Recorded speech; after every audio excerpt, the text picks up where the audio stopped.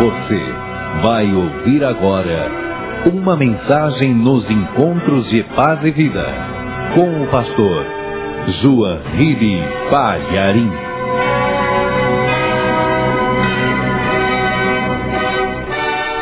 Abra na carta do irmão Judas. Acha agora, hein? A carta do irmão Judas. Pastor, ouvi direito? É isso mesmo. Judas era um nome muito comum antigamente. Além de Judas Iscariotes, o mais famoso, tinha também um Judas que era apóstolo. E se tornou apóstolo depois. Na verdade, ele era meio-irmão de Jesus Cristo. E ele se converteu totalmente depois que viu que o seu meio-irmão realmente era o Filho de Deus. E ele escreveu esta carta aqui, inclusive se identifica logo no início, no versículo 1. Pastor, não estou achando a carta. É ali antes do livro de Apocalipse. É uma carta bem pequenininha, não tem nem capítulos, só versículos. É uma mini carta, porém poderosa e muito instrutiva. Vamos ler o versículo 3. Já acharam? Amados, procurando eu escrever-vos com toda a diligência acerca da comum salvação, tive por necessidade escrever-vos e exortar-vos a batalhar pela fé que uma vez foi dada aos santos. Amém? Eu vou ler outra vez. Amados, procurando eu escrever-vos com toda a diligência acerca da comum salvação, tive por necessidade escrever-vos e exortar-vos a batalhar pela fé, que uma vez foi dada aos santos.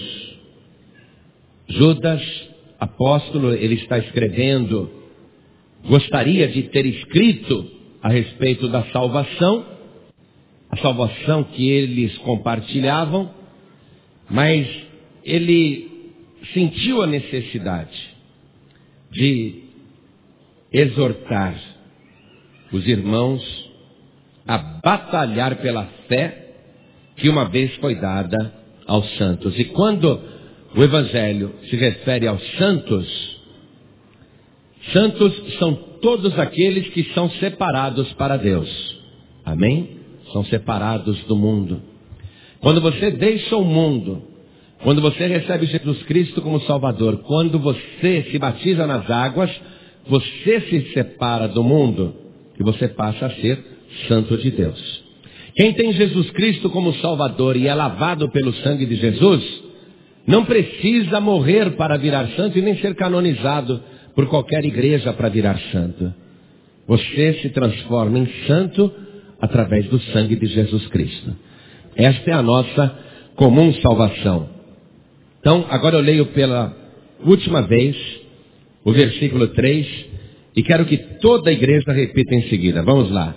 Amados, procurando eu escrever-vos com toda a diligência acerca da comum salvação, tive por necessidade escrever-vos e exortar-vos a batalhar pela fé que uma vez foi dada aos santos.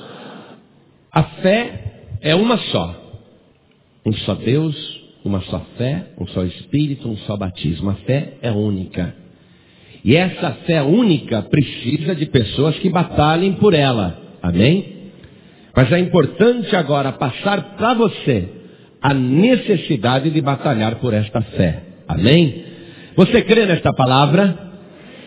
Então desocupe as suas mãos e vamos dar a melhor salva de palmas para a palavra de Deus. Coisa linda, glória a Deus. Abra tua boca para dar glória a Deus também. Isso, glorifica. Diga glória, glória, glória a Deus. Isso, vai glorificando. Diga glória, glória, glória a Jesus. Não se acanhe não. Glorifique, abra a boca. Isso. Senhor nosso Deus e nosso Pai, a tua igreja está te glorificando, te exaltando. Hoje é um dia de grande festa aqui na terra, e eu sei que um grande dia de festa aí no céu. Agora, meu Pai, a tua palavra vai ser pregada a cada uma dessas pessoas que estão aqui e aquelas que vão ouvir pela rádio. Então vem e tome agora o meu lugar, use os meus lábios, use a minha boca, fale através de mim, envie a tua palavra e que ela vá e produza o resultado para o qual está sendo mandada, em nome do Senhor Jesus. Diga amém, Jesus. Quem tiver lugar pode sentar. Vamos juntos ler esta pequena carta de Judas e aprender, resumidamente, pontos essenciais para você batalhar pela fé e nesta caminhada cristã. No versículo 1 ele se identifica. Ele escreve de próprio punho, e é maravilhoso você estar lendo agora uma carta que foi escrita por um quase irmão de Jesus. Por que quase? Esse Judas, ele era filho de José com Maria, e ele tinha o irmão mais velho, na mesma família, chamado Jesus, que era filho de Maria com o Espírito Santo. Então, esse Judas aqui, ele se identifica no início, dizendo que ele não é aquele, o Iscariotes. Olha só, versículo 1. Judas, servo de Jesus Cristo e irmão de Tiago. Esse Tiago também era irmão de Jesus, meio irmão de Jesus. Aos chamados queridos em Deus Pai e conservados por Jesus Cristo. Diga, eu sou querido em Deus Pai. E conservados por Jesus Cristo.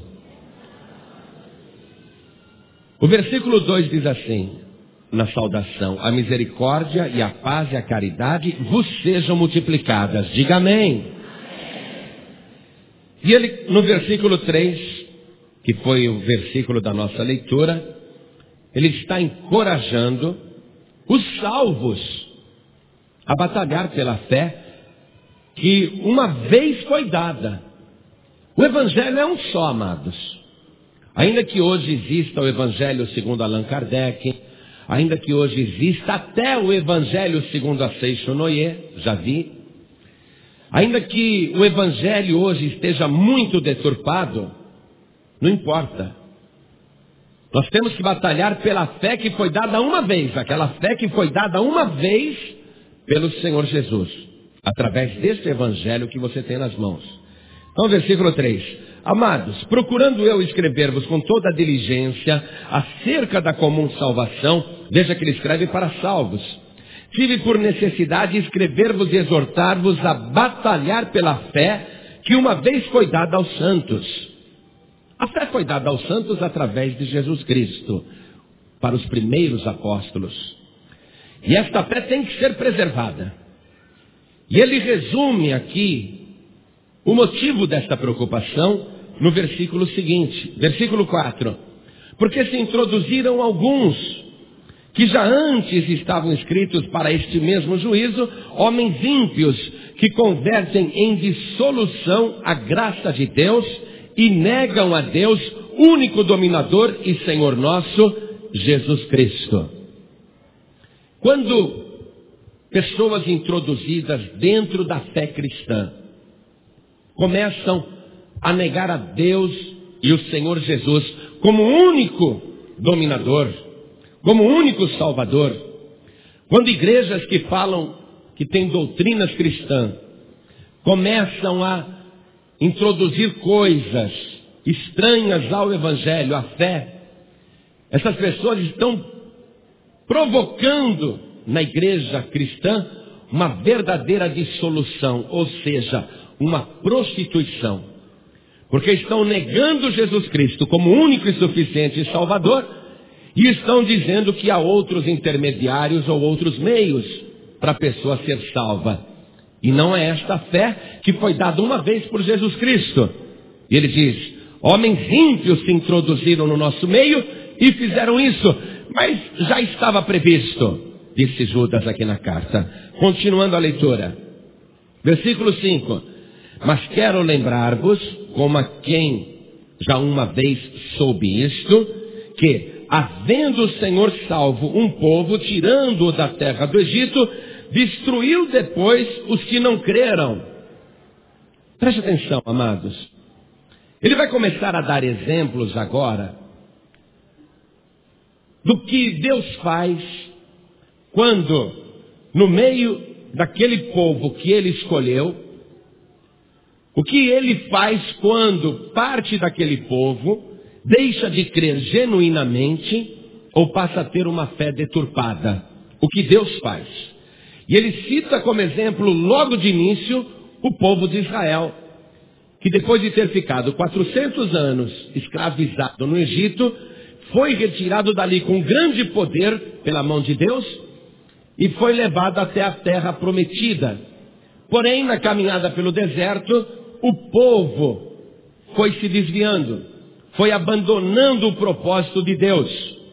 E Deus não teve dúvida nenhuma de eliminar os que não estavam guardando a fé verdadeira.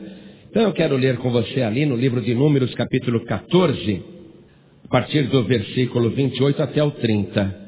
Então, o livro de Números, capítulo 14, versículo 28 até o 30. Dize-lhes: assim como eu vivo, diz o Senhor, que como falastes aos meus ouvidos, assim farei a vós outros. Neste deserto cairá o vosso cadáver, como também todos os que de vós foram contados, segundo toda a vossa conta, de 20 anos para cima, os que dentre vós contra mim murmurastes. Não entrareis na terra pela qual levantei a minha mão, que vos faria habitar nela, salvo Calebe, filho de Jefoné, e Josué, filho de Num. Preste atenção. Na saída do povo do Egito, a palavra diz que eram 600 mil homens, fora mulheres e crianças. Mas daqueles 600 mil homens e mulheres, crianças, e provavelmente uma quantidade muito maior, porque só contaram os homens, daqueles 600 mil homens, só dois, Josué e Calebe, vão entrar na terra prometida. Quer dizer que a grande maioria vai morrer no deserto. E por que eles não vão entrar na terra que Deus tinha prometido para eles? Porque eles abandonaram a fé.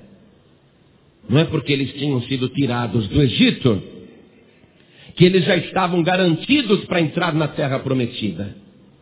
Eles deveriam levar uma vida de acordo com a vontade de Deus.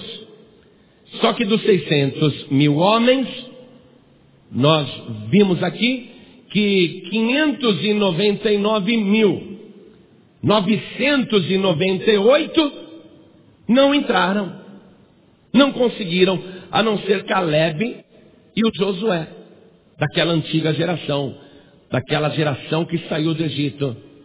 Quer dizer que não basta você ser tirado do mundo, compreenda isso.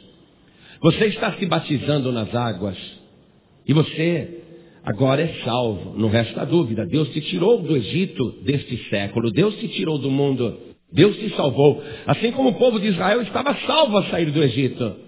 Mas na caminhada rumo à terra prometida, 599.998 morreram no deserto e os seus cadáveres apodreceram ali. E só 2 entraram na terra prometida.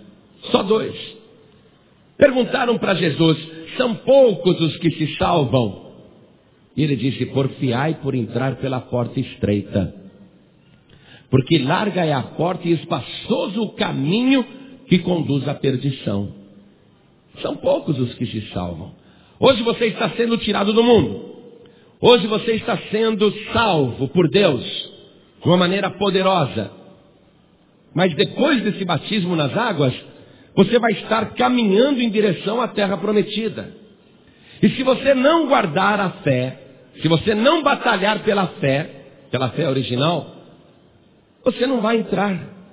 Porque hoje você está salvo, mas você vai ter que batalhar pela sua salvação e pela fé, para que ela não se perca. Então, o apóstolo Judas, o meio-irmão de Jesus, ele citou esse exemplo aqui, voltando para a sua carta, voltando para a carta de Judas, no versículo 5. Mas quero lembrar-vos, como a quem já uma vez soube isto, que, havendo o Senhor salvo um povo, tirando-o da terra do Egito, destruiu depois os que não creram. Deus salva. Mas se a pessoa não persevera, a pessoa perde a salvação. Por isso que não tem lógica você acreditar em doutrinas estranhas, introduzidas por homens ímpios, que dizem que uma vez salvo, salvo para sempre. Por isso que você não pode acreditar na doutrina da predestinação, achando que faça o que fizer, você já está garantido, você vai para o céu, porque já se batizou. Isso não é verdade. Jesus disse assim: quem perseverar até o fim será salvo. Amém, igreja? Continuando a leitura, vamos lá, o versículo 6. Agora ele cita como exemplo os anjos rebeldes. Olha só. E aos anjos que não guardaram o seu principado, mas deixaram a sua própria habitação, reservou na escuridão e em prisões eternas até o juízo daquele grande dia. Quer dizer, Deus criou os anjos, criaturas excelentes e poderosas, criaturas eternas, criaturas salvas. Mas os anjos que não batalharam pela fé, que não guardaram a fé, que não perseveraram, até os anjos que desobedeceram, perderam a salvação. Deus pegou os anjos rebeldes e reservou na escuridão e em prisões eternas até o dia do juízo. Você está compreendendo, amada? Batalhar pela fé é isso, minha amada. Está dando o exemplo dos anjos. Versículo 7. Assim como Sodoma e Gomorra e as cidades circunvizinhas que, havendo-se corrompido como aqueles e ido após outra carne, foram postas, por exemplo, sofrendo a pena do fogo eterno. Está citando o caso de Sodoma e Gomorra, cujos habitantes foram atrás de outra carne. Ora, o homem é para ir atrás da carne da mulher. A mulher é para ir atrás da carne do homem. Se o homem for atrás de outra carne, se a mulher for atrás de outro tipo de carne, reservou para condenação. É isso que está dizendo, eu vou reler para você. Versículo 7. Assim como Sodoma e Gomorra e as cidades circunvizinhas, que havendo-se corrompido como aqueles e ido após outra carne, foram postas, por exemplo, sofrendo a pena do fogo eterno. Então Deus quer que a pessoa leve uma vida condizente com o seu propósito. Versículo 8. E contudo também estes, semelhantemente adormecidos, contaminam a sua carne e rejeitam a dominação e vituperam as autoridades. Circule esse versículo 8 aí e coloque como grifo especial a frase: e rejeitam a dominação e vituperam as autoridades. E escreva aí do lado que o reino de Deus, o reino ao qual você pertence, o reino ao qual você quer continuar pertencendo, este reino é regido pela autoridade. Amém? Escreve aí. O reino de Deus é regido por autoridade. E tem que haver respeito à autoridade. Não existe democracia no reino de Deus. Preste atenção, não existe democracia no reino de Deus. Uma democracia, o poder emana do povo para as autoridades, para o alto. E no reino de Deus não. O poder emana das autoridades para o povo. E tem que se respeitar a autoridade, a hierarquia.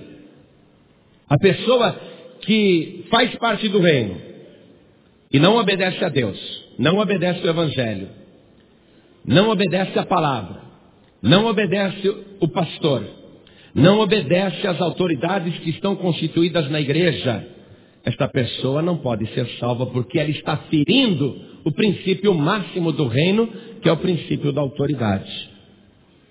Então, a partir de hoje, você que vai se batizar e você que recentemente entrou no reino, você tem que saber disso. Você não pode abandonar o princípio da autoridade. Você tem que respeitar a autoridade. A palavra de Deus no livro de Apocalipse garante que o pastor é o anjo da igreja. Você tem que respeitar a autoridade da igreja, que é exercida pelo pastor ou pela pastora, o anjo da igreja. Veja a carta do apóstolo Paulo aos Hebreus, capítulo 13, versículo 17. Por que eu estou fazendo esse esclarecimento? Porque não adianta nada você se batizar nas águas, você frequentar a igreja, mas não quer obedecer o pastor, não quer obedecer o obreiro, não quer obedecer a obreira, se rebela. Olha o que diz aqui, Hebreus 13, 17. Obedecei a vossos pastores e sujeitai-vos a eles, porque velam por vossa alma como aqueles que hão de dar conta delas, para que o façam com alegria e não gemendo, porque isso não vos seria útil. Se com a tua rebelião você está fazendo o pastor chorar, gemer, se você está fazendo o diácono e a diaconisa sofrer por causa da tua desobediência, isso não é útil. E você está incorrendo nesse pecado que é ferir a autoridade. E ele vai citar agora, no versículo 10, voltando para a carta de Judas, ele vai citar agora que estas pessoas dentro da igreja estão sempre murmurando, falando mal do que não sabem, estão só criando contenda e problemas. Elas estão no meio do povo, mas já estão reservadas para a condenação eterna, ainda que um dia já foram salvos. Olha só, versículo 10. Estes, porém, dizem mal do que não sabem, e naquilo que naturalmente conhecem, como animais irracionais, se corrompem. Ai deles, porque entraram pelo caminho de Caim e foram levados pelo engano do prêmio de Balaão e pereceram na contradição de Corá. Ele citou agora vários exemplos, todos de rebelião. Caim não obedeceu a Deus, não obedeceu ao Senhor, nem aos seus pais, e matou o próprio irmão. Primeira carta do apóstolo João aqui, capítulo 3, versículo 12. Nós vamos ler o seguinte a respeito de Caim. Não como Caim, que era do maligno e matou seu irmão. E por que causa o matou? Porque as suas obras eram más. A pessoa está na igreja desobedecendo o pastor, desobedecendo os obreiros, ferindo o princípio da autoridade, escandalizando, ferindo pessoas, matando irmãos na fé. Tem gente que fala, não vou mais lá não. O obreiro me maltratou. Escandalizando o irmão porque não está respeitando o princípio da autoridade. Não é porque eu sou autoridade da igreja, ou o obreiro é autoridade na igreja, ou a obreira é autoridade na igreja, que eu vou maltratar o povo. A autoridade está constituída para colocar ordem na coisa, para conduzir com ordem a coisa. Mas se eu sou autoridade na igreja, se o diácono e a diaconisa são autoridades na igreja, não é por causa disso que nós vamos maltratar o povo ou qualquer pessoa. Porque apesar de eu saber que eu tenho autoridade sobre a igreja, e a igreja me deve obediência a essa autoridade, eu também tenho que obedecer a Deus. Estou sujeito à autoridade de Deus. E Deus me mandou amar até os meus inimigos. Então eu não posso, com o meu princípio de autoridade, tirar pessoas da igreja. E você não pode aqui, estando na igreja, magoar irmãos ou ferir irmãos, porque você está fazendo como Caim, que matou o próprio irmão. Se por causa de tua grosseria ou por tua rispidez, você escandaliza uma pessoa e ela diz, não vou mais para a igreja, não vou mais seguir o caminho, você cometeu o mesmo pecado de Caim, você matou o seu irmão. Continuando, e foram levados pelo engano do prêmio de Balaão. Quem que era esse Balaão? Vamos lá no livro de Números, capítulo 22. Nós vamos ler o versículo 7 e o 21. Versículo 7. Estou no livro de Números, capítulo 22, versículo 7. Então foram-se os anciãos dos Moabitas e os anciãos dos Midianitas, com o preço dos encantamentos nas mãos, e chegaram a Balaão e lhe disseram as palavras de Balaque. E o versículo seguinte, o 21 e o 22, diz assim: então Balaão levantou-se pela manhã e albardou a sua jumenta e foi-se com os príncipes de Moabe. E a ira de Deus acendeu-se porque ele se ia, e o anjo do Senhor pôs-se-lhe no caminho por adversário.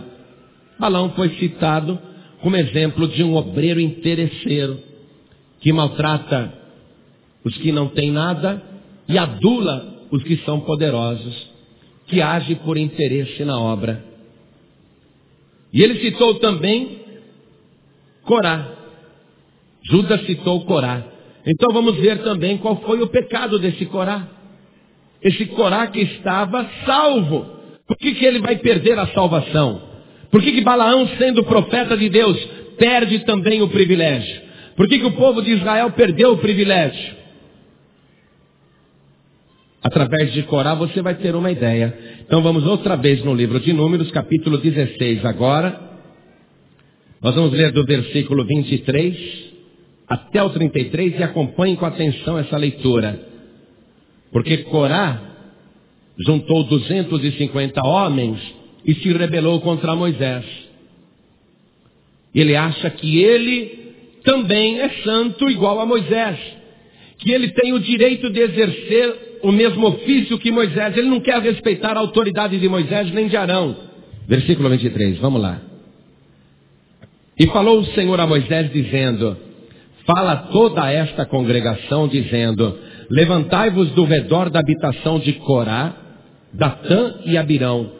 Então Moisés levantou-se e foi a Datã e a Abirão. Foram os anciãos de Israel. E falou a congregação dizendo: desviai-vos, peço-vos, das tendas destes ímpios homens, e não toqueis nada do que é seu, para que porventura não pereçais em todos os seus pecados. Continuando a leitura, versículo 27.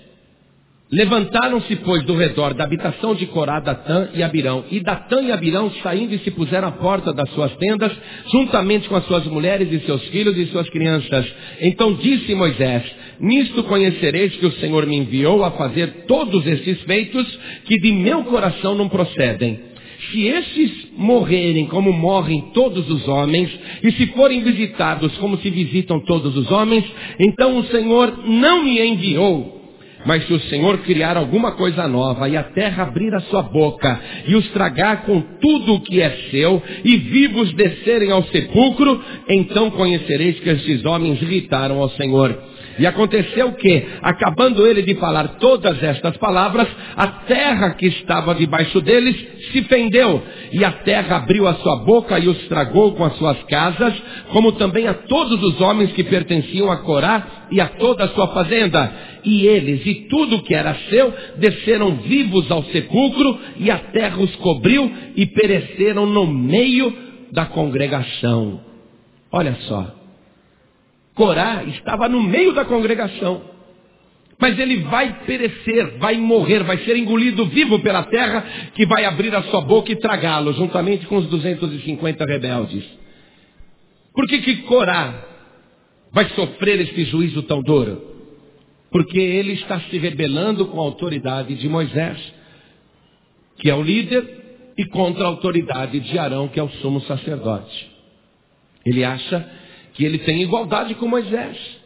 Ele acha que pode afrontar Moisés cara a cara, que ele pode afrontar Arão cara a cara. Você está compreendendo, amada? Está compreendendo, amada? Você fazer a tua caminhada cristã vai ser debaixo de autoridade. E tem que respeitar a autoridade que está constituída na igreja. Vamos continuar na carta de Judas, voltando agora para o versículo 12. Estes são manchas em vossas festas de caridade, banqueteando-se convosco e apacentando-se a si mesmos sem temor. São nuvens sem água, levadas pelo vento de uma para outra parte. São como árvores murchas, infrutíferas, 2 vezes mortas, desarraigadas.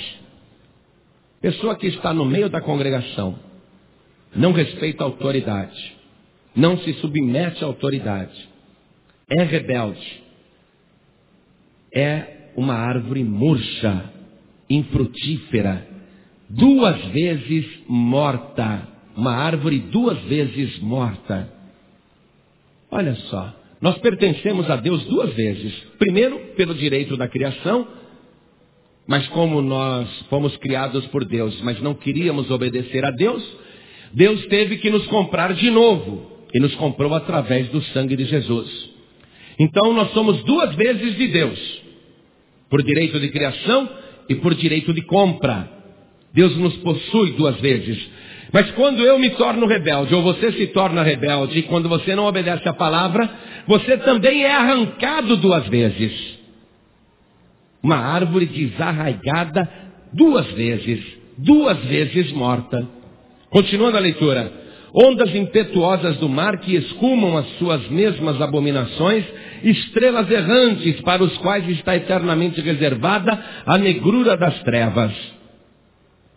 A pessoa está no meio da congregação, pode até continuar no meio da congregação, e não é porque ela batizou e porque ela está na igreja que ela é salva. Ela vai ter que batalhar pela fé, vai ter que batalhar pela salvação, vai ter que batalhar pela sua própria salvação, perseverando até o fim. Versículo 14. E destes profetizou também Enoque, o 7º depois de Adão, dizendo: eis que é vindo o Senhor com milhares de seus santos para fazer juízo contra todos e condenar dentre eles todos os ímpios por todas as suas obras de impiedade que impiamente cometeram e por todas as duras palavras que ímpios pecadores disseram contra ele. Aqui ele já fez um apanhado a respeito da profecia da volta do Senhor Jesus, que vai julgar todas as pessoas. E estas pessoas que estão na congregação vão sofrer a separação aqui. Versículo 16. Estes são murmuradores, queixosos da sua sorte, andando segundo as suas concupiscências, e cuja boca diz coisas muito arrogantes, admirando as pessoas por causa do interesse. Mas vós, amados, lembrai-vos das palavras que vos foram preditas pelos apóstolos de nosso Senhor Jesus Cristo, os quais vos diziam que, no último tempo, haveria escarnecedores que andariam segundo as suas ímpias concupiscências. Estes são os que causam divisões sensuais, que não têm o Espírito. Divisão de igreja. Divisão do povo em panelinhas, em grupinhos. Um grupinho murmurando contra outro. Amado, amada, Deus não está te salvando, te arrancando do mundo. Deus não está salvando a tua alma através do batismo e do sangue de Jesus Cristo, para que depois, no meio da congregação, no meio dos salvos, você se torne aquela pessoa que destrói o povo de Deus, que comete o pecado de Caim, o pecado de Balaão, o pecado de Corá. Deus não está te chamando para você ser condenado depois de salvo. Deus está te chamando para uma salvação, mas você vai ter que batalhar por esta fé. Terminando a leitura agora. Versículo 20.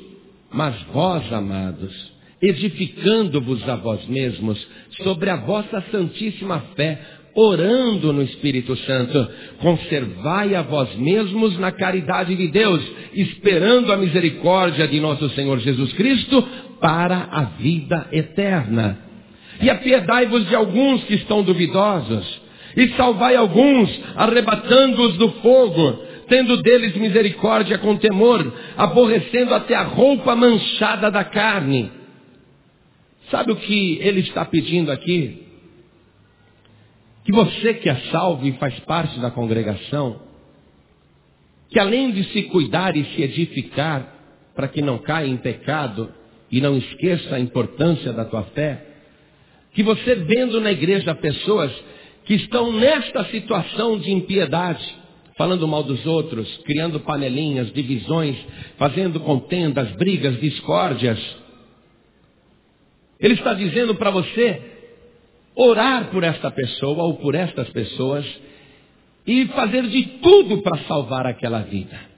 Porque natural seria que dissesse: exclui aquela pessoa, tira aquela pessoa que só está criando problema na igreja. A Paz de Vida nunca excluiu ninguém. E nenhum pastor nosso exclui ninguém. Agora, tem casca de ferida dentro da nossa igreja? Várias. Feridas no corpo de Cristo. Cascas de ferida no corpo de Cristo. Tem. Muitas. Pastor, por que não manda embora tal pessoa? Por que não retira tal pessoa do grupo de obreiros? Por que não tira tal irmão da congregação, que só cria divisões, contendas e brigas?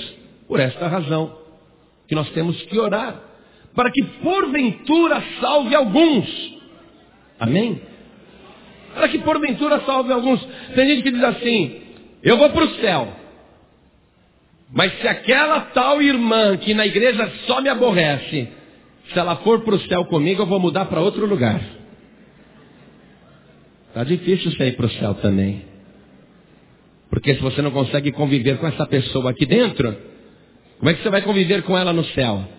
Ou é só você que quer ir para o céu, ela não quer? Hã?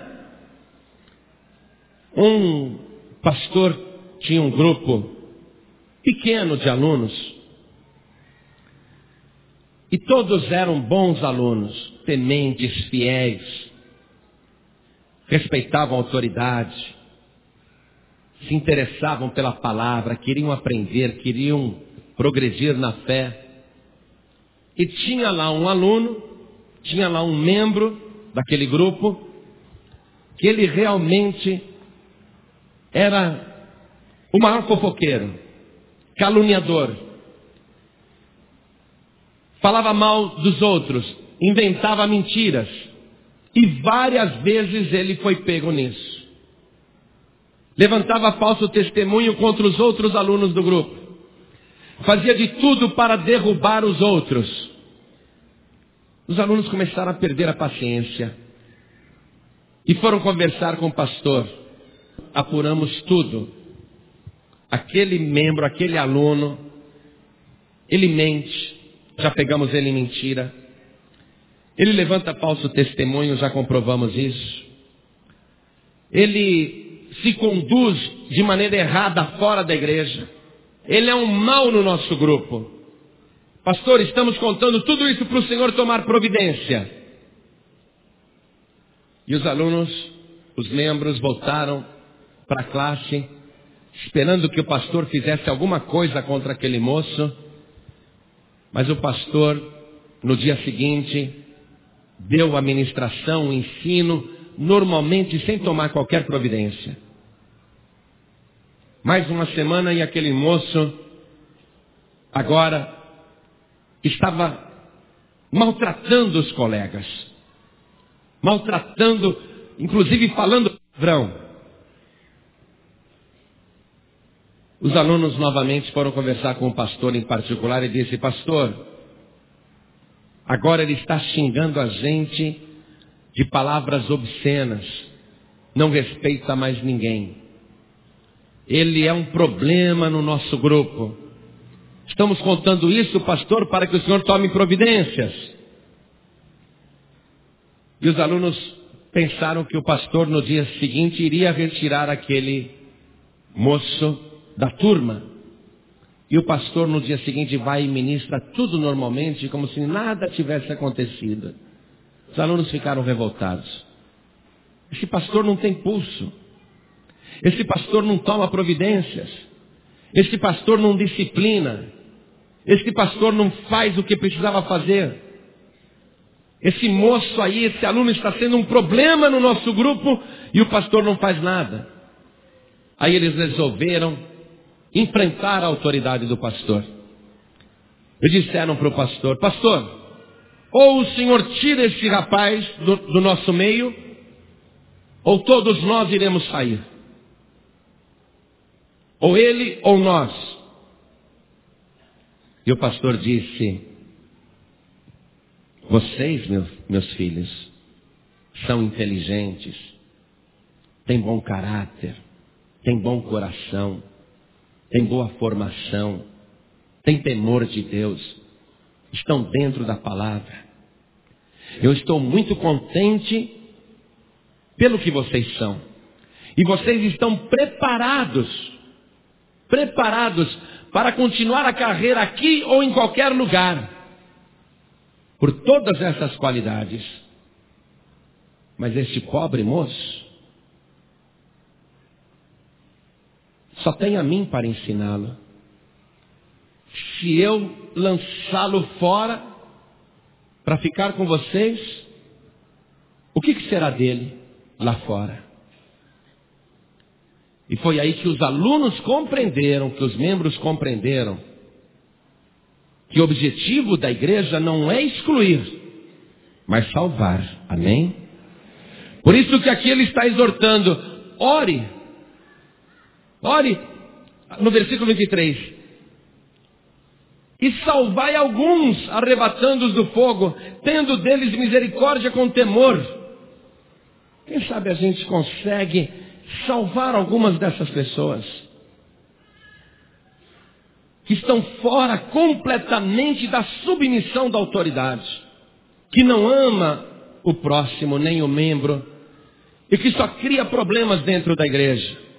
Vamos continuar tendo problemas com essas pessoas, mas eu espero que você não seja um destes, amém?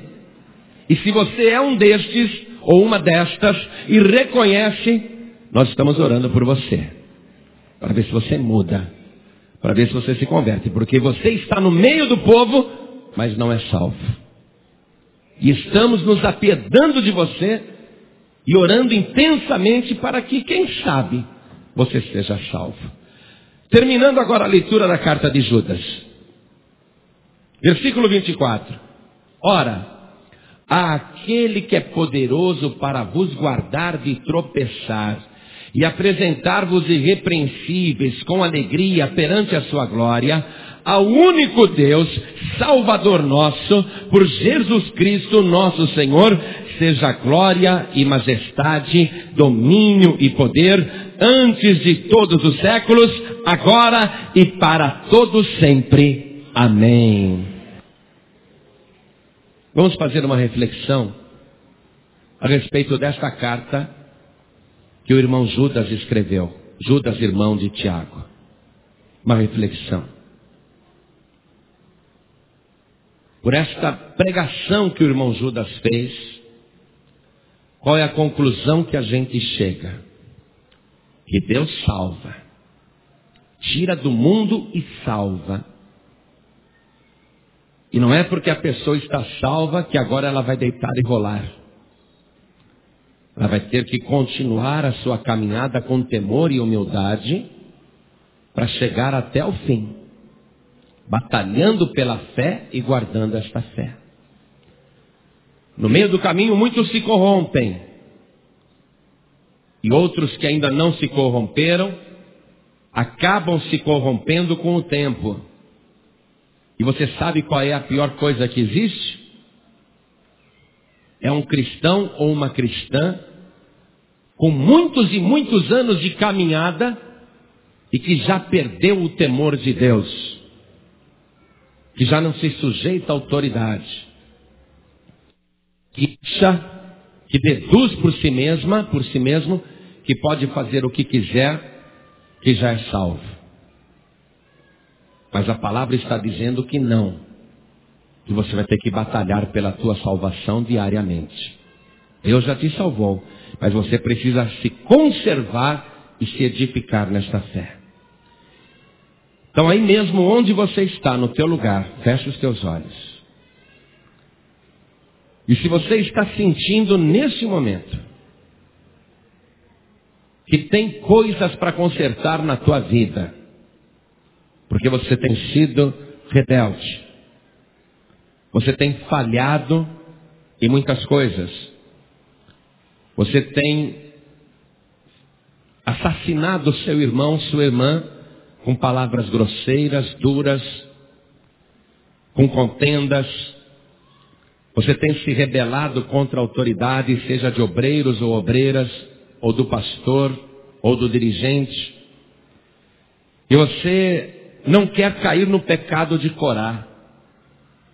Você não quer ser tragado vivo pela terra. Você não quer perder aquilo que Deus te deu gratuitamente. Então, em nome do Senhor Jesus, se você chega à conclusão de que precisa se consertar e pedir perdão a Deus, eu não quero nem que você saia do seu lugar para vir aqui, não. Eu quero tão somente que, se você reconhece isto e que precisa melhorar, simplesmente coloque a mão direita sobre o teu coração e nós vamos fazer esta oração. Nós vamos orar agora, porque o nosso interesse, e quando eu digo nosso, eu estou representando a autoridade que me enviou. Falo em nome de Jesus Cristo. O interesse do reino de Deus é que você seja salvo. Você está no meio da congregação, no meio do povo que é salvo, mas se continuar agindo mal, continuar agindo errado, a igreja sobe e você fica. Jesus volta e está voltando, leva o povo e você vai chorar e lamentar. Através do arrependimento e de uma disposição de conserto, você pode mudar a história da tua vida. Você foi chamado para ser uma bênção de Deus nesta igreja, neste corpo. Você não foi chamado para criar feridas, mas para sarar os doentes, para cuidar daqueles que estão fracos, para ter piedade e misericórdia daqueles que estão perecendo no nosso meio, para tentar salvar de alguma maneira alguns destes que estão vivendo assim dentro da igreja. Você mesmo agora, abra tua boca e ore a Deus. Fale diretamente com o Senhor. Meu Deus, eu quero me consertar. Pelas vezes em que abri a minha boca, não para edificar, mas para destruir. Quero te pedir perdão por aquilo que eu falei no momento de raiva, de ira. Quero te pedir perdão pelo mal que eu desejei para o meu irmão, para a minha irmã.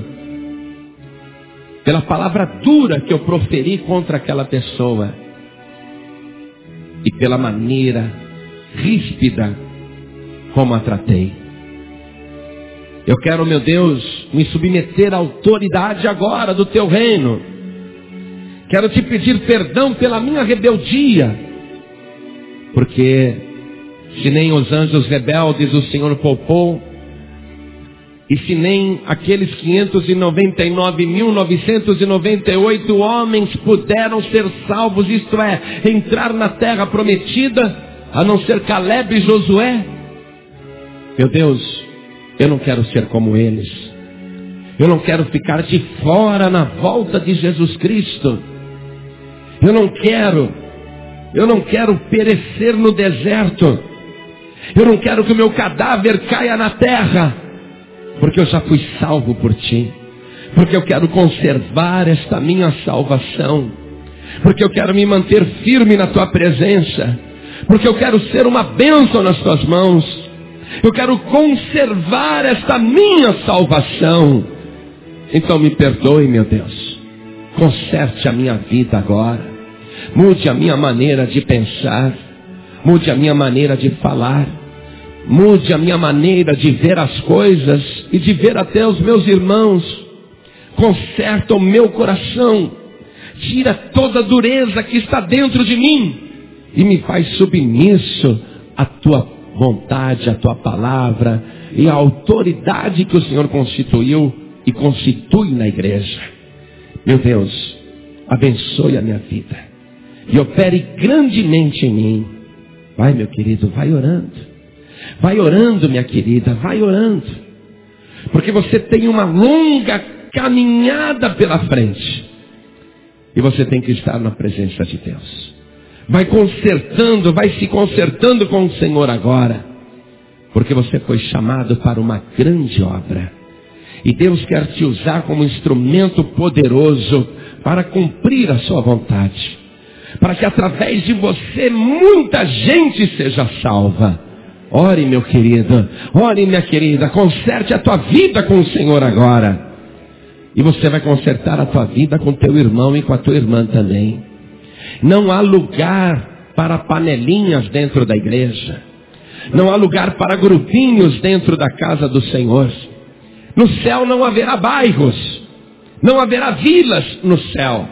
Todo o povo estará unido em torno da mesma salvação, a comum salvação que escreveu o apóstolo Judas.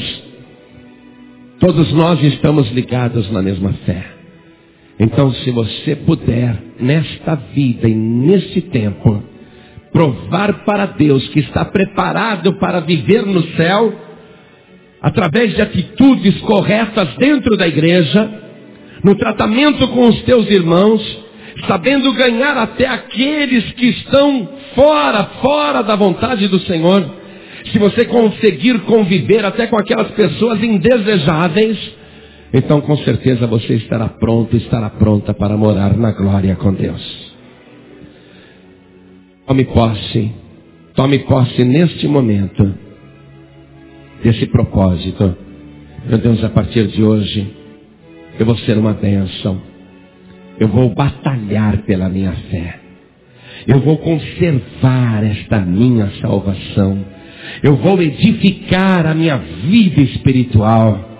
E vou também batalhar pela salvação daqueles que estão perecendo dentro da igreja. E vou batalhar também pela edificação daqueles que estão caídos dentro da igreja. E vou batalhar para ganhar alguns. Diga isto, faça este propósito com Deus. Erga as tuas mãos para os céus agora. Quero que você receba do alto o poder do Espírito Santo para fazer esta obra. Quero que você receba poder, entendimento, discernimento, para continuar a sua travessia do deserto em direção a Canaã celestial, vivendo com humildade, com submissão à autoridade, sabendo que este será o teu teste para entrar no céu. Receba poder do alto agora. Receba virtude do Altíssimo para mudar poderosamente a tua maneira de pensar, para te renovar na fé. Em nome do Senhor Jesus, tome posse deste poder que está fazendo de você agora uma verdadeira bênção para a casa de Deus. Receba poder do alto. Meu Deus e meu Pai, envia o teu poder agora. Envia a tua virtude. É longa a nossa marcha, Senhor, e o nosso cadáver não pode cair no deserto. O Senhor não nos destinou para a ira, mas para a aquisição da salvação através do teu Filho Jesus Cristo. O Senhor nos tirou do mundo e o Senhor nos salva através do batismo. Mas nós temos que conservar a nossa salvação. Então, Pai querido, obrigado por tudo que o Senhor está fazendo aqui neste momento. E por cada vida que o Senhor está conquistando. E por cada pessoa que está sendo renovada. Tome posse da tua bênção, meu querido e minha querida, e fique firme neste propósito, até a volta gloriosa e iminente do Senhor Jesus, porque eu te digo que o céu já está se abrindo, e Jesus Cristo já está voltando. Não vale a pena brigar, ter contenda, fofoca, murmuração, porque este é o tempo do fim, este é o tempo em que Jesus vai mandar os anjos tocar a trombeta, para levar o seu povo a morar na glória. Aleluia! Aleluia! Digo obrigado, meu Deus, por tudo que o Senhor fez na minha vida. E obrigado por aquilo que o Senhor me ensinou através do irmão Judas. Obrigado pela tua palavra, a qual me submeto agora. E obrigado por fazer parte do corpo de Cristo, que é a tua igreja. Obrigado por tudo, ó Deus. Em nome de Jesus, vamos agradecer ao Senhor com uma grande salva de palmas. Diga amém, Senhor. Diga amém, Jesus. Diga glória a Deus. Aleluia.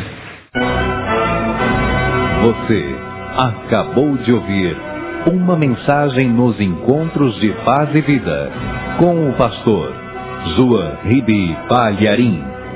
Participe você também dos Encontros de Paz e Vida, às 8 horas da manhã, às 3 horas da tarde e às 7 horas da noite. Comunidade Cristã Paz e Vida.